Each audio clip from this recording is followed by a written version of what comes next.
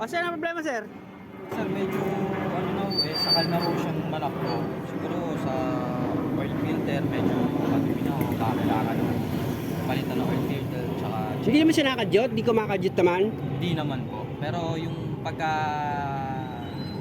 diretso, parang hindi niya mabigay yung power. Ay, power, mahina. O sige sir, maraming salamat sir. After ko mag-change oil, may demand itong customer tungkol sa takbo ng sasakyan niya.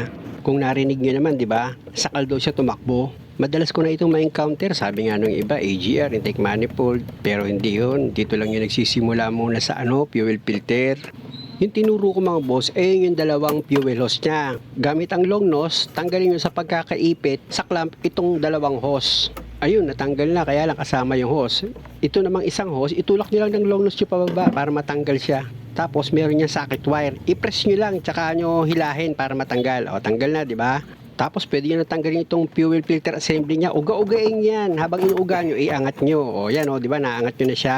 Meron pang isang socket wire yan, mga boss. Tanggalin nyo. Sensor kasi yan. I-press nyo lang, tapos hilahin nyo. Bibitaw na yan sa pagkakalak niya. At ito na ngayon, yung fuel filter assembly nyo. Yung naglalakyan mga boss, pipihitin nyo lang. Ayan, nakita nyo iniikot ko. Nakaroskas lang yan. Pipihitin nyo siya hanggang sa lumabas na yung thread nya. Tapos, paghiwalayin nyo na itong upper pump dito sa housing ng fuel filter nyo. At kung makikita nyo, di ba? Hahatak pa ba yan? Sobrang dumi nung fuel filter. Ayan, naging way. Kaya humina yung hatak niya. Kaya sakal. Siyempre naman, bago nyo ilalagay yung bagong fuel filter dyan, dilinisan nyo yan. Katulad nito, nalinis ko na yan mga boss. Dito sa housing niya, after nyo linisin, meron niyang o-ring. Kasama yan sa papalitan ng bago. O ito na ngayon yung bagong o-ring. Mahalaga yan para hindi tumagas yung diesel dito sa fuel filter assembly mo. Pag naikabit mo na yung o-ring, pwede mo nang ilagay itong bagong fuel filter. Sa pagkabit naman ng fuel filter, pasok mo lang yan sa loob, okay na. Pero sa pagkabit ng upper pump, doon magkakaroon ng problema. Dapat yung araw tinuturo ko na yan mga boss, dapat nakatapat yan dito sa upper pump na may arrow din. Medyo maliit lang yun, pero makikita nyo yan yung tinuturo ko mga boss. O, ayan o. Pasensya na kayo kung hindi ko na i-close up maigi. Pero isa lang naman yung arrow na yan. Itatapat nyo lang yan dito sa housing nya, yung arrow din. Yung tinuro ko kanina. Tapos, ipipress nyo ngayon itong housing tsaka itong upper pump. Sila dalawa. Hanggang yung o-ring dito sa housing nya, maipasok mo dito sa upper pump. Tsaka mo ngayon i-roscas na. At syempre, gaya ng sinabi ko, dapat magkatapat yung arrow ng upper pump at saka ng housing. Pag okay na, ilagay na natin dito sa ano niya, pwesto. Sa pagkabit mga boss, ipapa-slide mo lang itong fuel filter assembly mo. Pero unahin mong ilagay itong socket wire na nandito sa baba. Tsaka mo ngayon pa-slide sa dati niyang pwesto. Ganun lang mga boss, hindi naman kayo masyado mahihirapan dyan. Tsaka nyo ngayon ilagay itong isang fuel hose na galing sa tangke. Yan muna ilalagay nyo dito sa fuel filter assembly nyo. Gamit ka ng long nose, ilagay mo na yung clamp ng fuel hose mo. Yun lang muna ang isang fuel hose mo ang ilalagay mo dahil magbibleed ka pa. Kailangan matanggalan mo ito ng hangin.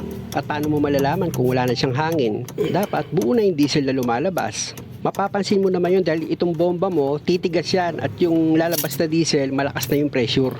O gaya niyan, di ba malakas na? Pwede mo na siyang tigilan pag gano'n mga boss, malakas na yung pressure na yun eh. Pwede mo nang ibalik itong isang fuel hose niya dito sa fuel pump assembly mo. Siguraduhin mo lang na naipasok mo siya maigi. Tsaka mo ngayon ilagay na yung clamp niya. At i-check mo maigi yung mga clamp niya. Siguraduhin mo maganda yung pagkakaipit ng mga hose para wala siyang singaw.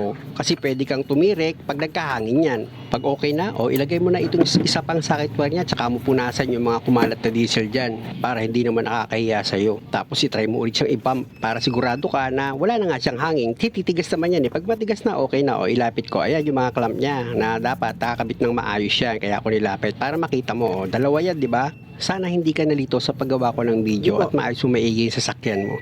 At dahil okay na ito mga boss, paandalin na natin itong makina. Muli mga boss, maraming salamat sa panonood. Sana nakakuha kayo ng idea kung paano magpalit ng fuel filter. At kung maaari, huwag nyo naman sanang kalimutang mag-subscribe sa channel ko. Yun lang naman ang kahilingan ko. Pero kung laban naman sa inyo, okay lang din. Maraming salamat pa rin.